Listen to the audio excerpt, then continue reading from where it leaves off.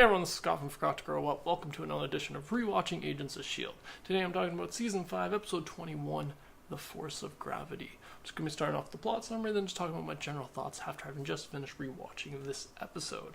So yeah, that plot summary says, as an unconscious Daisy is being teleported, Tyron communicates with her using a device.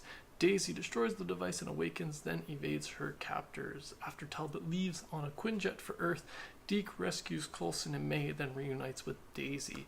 At a hospital, Talbot approaches Creel and offers him peace by turning him into gravitonium, then he absorbs Creel. Deducing Talbot's desire to prove himself a good father, Mac and Yo-Yo track him to his family's home. Talbot threatens the agents, but his son is able to prevent him from causing further harm, and Talbot leaves to prove his heroism. Meanwhile, Coulson leaves with Daisy on the Zephyr, while May duels with Corvus as Deke redirects the missiles to target the ship itself. May and Deke successfully teleport back to Earth as Corvus perishes along with his ship.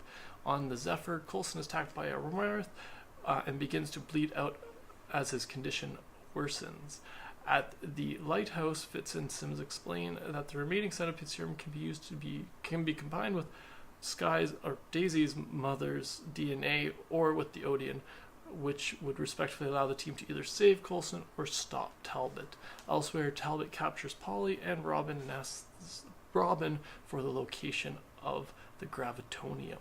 So yeah, that's the plot summary of this episode. Just finished watching this episode, the second to last episode this season, almost the second to last episode of Agents of S.H.I.E.L.D. ever before they decided to give us a sixth season and a seventh season. But when this episode aired at that time, I don't think they had quite announced, or they had just announced that it was being continued. So this had been set up as the second last episode. So we were getting a lot of things tied up. We lost Creel in this one, but I thought it was kind of fitting for him. I don't like exactly how he went out. I thought Creel's character was really interesting, and I liked him being around.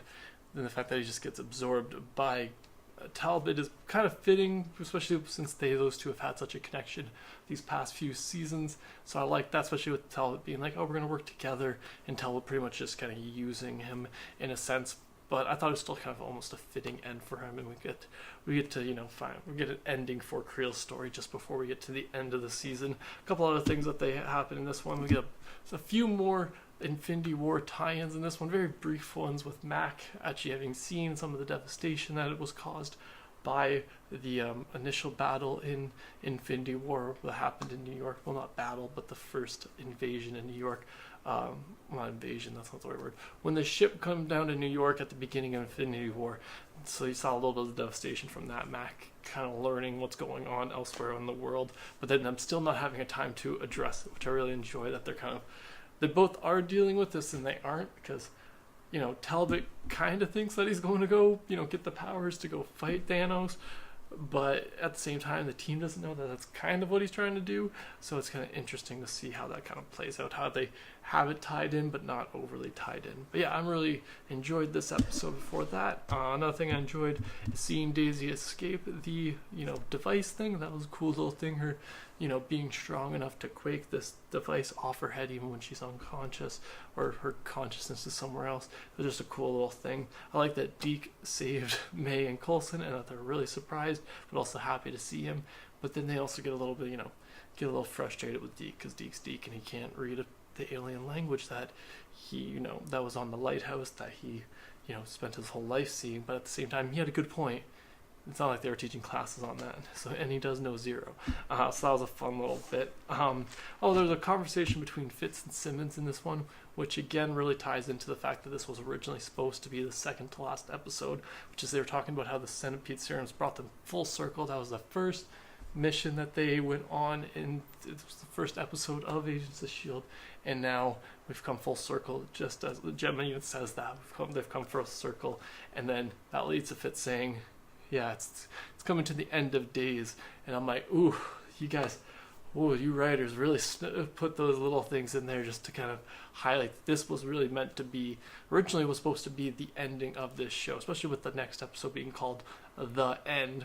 You can really see how this episode and that episode, they were leading up to this and bringing everything kind of full circle and seeing how far, and giving kind of this perspective on the fact that, particularly Fitz and Simmons have come so far since that first episode. But they all have Daisy, who was a hacker at the beginning of this. Coulson was kind of director. He wasn't because Nick Fury was still director, I guess, at that point. So they've all come very far since then. So it's really interesting to see them literally comment and say it's, they've come full circle.